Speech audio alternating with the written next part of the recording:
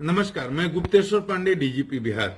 एक गलतफहमी बहुत हो रही है लोगों को कि 21 के बाद लॉकडाउन में छूट है। नहीं, मैं यही स्पष्ट करने के लिए हाथ जोड़ करके प्रार्थना करता हूं बिहार की 12 करोड़ आवाम से, कोई छूट नहीं है आम आदमी के लिए।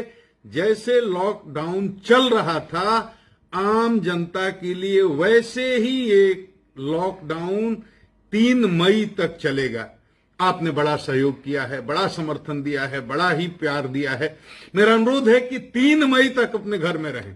सरकारी कार्यालय खुल गए हैं तो कुछ लोग आएंगे जाएंगे, आवश्यक सेवाओं से संबंधित लोग आएंगे जाएंगे, आपातकालीन सर्विसेज से संबंधित लोग आएंगे जाएंगे, कुछ कामों में सरकार ने छूट दी है उस कामों से संबंधित लोग आएंगे जाएंगे। उनको रोड पर गाड़ी से मोटरसाइकिल से चलते हुए देखकर ये न समझ लेना कि आप भी स्वतंत्र हैं, कहीं निकल सकते हैं। नहीं, आम जनता के लिए अभी भी लॉकडाउन वैसे ही है जैसे था।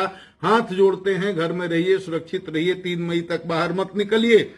और जो निकलते हैं लॉकडाउन का उल्लंघन करते हैं तो उनके खिलाफ कितनी कड़ी कार्रवाई होती है आपको बताने की जरूरत नहीं। बिहार में मजबूर होकर के लॉकडाउन के उल्लंघन में एक डीएसपी स्तर के पदाधिकारी पर एफआईआर करना पड़ा, उनको निलंबित होना पड़ा, बीडीओ और सीओ पर एफआईआर करना पड़ा, एक वरीय मंत्री के पीए पर एफआईआर करना पड़ा, गिरफ्तार करना पड़ा। तो सरकार इस मामले में कितना सख्त है आप इसका अंदाजा लगा सकते हैं। तो किसी के लिए भी, आम आदमी के लिए 3 तारीख तक बाहर घर से नहीं निकलना है, ये बिल्कुल क्लियर हो जाना चाहिए। और मैं पुलिस के अपने एसपी लोगों से कहना चाहता हूं, डाउन द लाइन नीचे क्लियर करें। कहीं कहीं पत्रकारों के साथ दुर्व्यवहार की सूचना आती है, कहीं कहीं इनोसेंट लोग जो जरूरी काम से सोशल डिस्टेंसिंग के नियमों का पालन करते हुए प्रिस्क्रिप्शन लेकर दवा लेने जा रहे, उनके साथ दुर्व्यवहार की सूचना आती है। बहुत कम ऐसी घटनाएं बिहार में हुई, लेकिन एक भी ऐसी घटना होती है तो हमारा नाम खराब होता है, बिहार पुलिस का नाम खराब होता है। किसी पत्रकार पर हाथ न उठाएं। आइडेंटिटी पत्रकार बंधुओं से भी अनुरोध करूंगा कि हमारे पुलिस के लोग बहुत ही तनाव में जी रहे हैं, अनावश्यक उनसे न उलझें और जब भी निकलें ग्रुप में न निकलें, अकेले अपना आई कार्ड लेकर के ही निकलें और विनम्रता से, शालीनता से वो पेश आए। जब भी उनको पूछा जाए वो दिखाएं। तो उनके साथ ऐसा कुछ नहीं होना चाहिए। आम आदमी भी कोई परेशान न हो, निर्दोष पर किसी पर लाठी नहीं चलाना है। पुलिस स्टेट नहीं है, वेलफेयर स्टेट है। जो मनचले हैं, बदमाश हैं, जिद्दी हैं, अड़ियल हैं, गुंडे हैं, मवाली हैं, ऐसे लोगों के साथ जितनी आप सख्ती कर सकते हैं आपको सख्ती करने की छूट है। लेकिन इस बात का बहुत अच्छे से विचार करके कि किसके साथ कितना क्या कार्रवाई करनी हो करें, ताकि कोई जनता में पुलिस के खिलाफ गलत मैसेज नहीं जाए। और जनता से भी मैं अनुरोध करूंगा कि कोरोना वॉरियर्स जो, चाहे स्वास्थ्य सेवा से जुड़े हुए लोग हों, चाहे डॉक्टर हों या पुलिस हों, बहुत तनाव में वो काम कर रहे हैं और आपकी सेवा में जुटे हैं, उनके साथ कहीं दुर्व्यवहार न करें। अगर उनसे छोटी मोटी गलती भी हो जाती है तो उसको इग्नोर करें, बड़ी गलती तो हम भी नहीं छोड़ते, लेकिन उनको सम्मान दें। वो अपनी जान हथेली पर लेकर के आप लिए लड़ रहे हैं। तो इस तरह की कोई बात नहीं होनी चाहिए कि किसी पुलिसकर्मी पर, किसी डॉक्टर पर कोई पत्थर फेंक दे, कोई हमला कर दे, क्योंकि ऐसा जो भी करेगा, मैं पहले भी कह चुका हूं, उसके साथ बहुत ही सख्ती से कानूनी कार्रवाई की जाएगी। उनको इसका परिणाम भुगतना पड़ेगा। इस बात को मैं फिर दोहरा के कह रहा हूं और अपने पुलिस अधिकारियों से कह रहा हूं, सुनो सिपाही भाई, हवलदार भाई, थानेदार भाई, डीएसपी, इंस्पेक्टर और एसपी साहब, लोग कुछ ऐसे हैं जो सांप्रदायिक पोस्ट करके और किसी तरह से 2 समुदायों में नफरत फैलाने की कोशिश कर रहे हैं।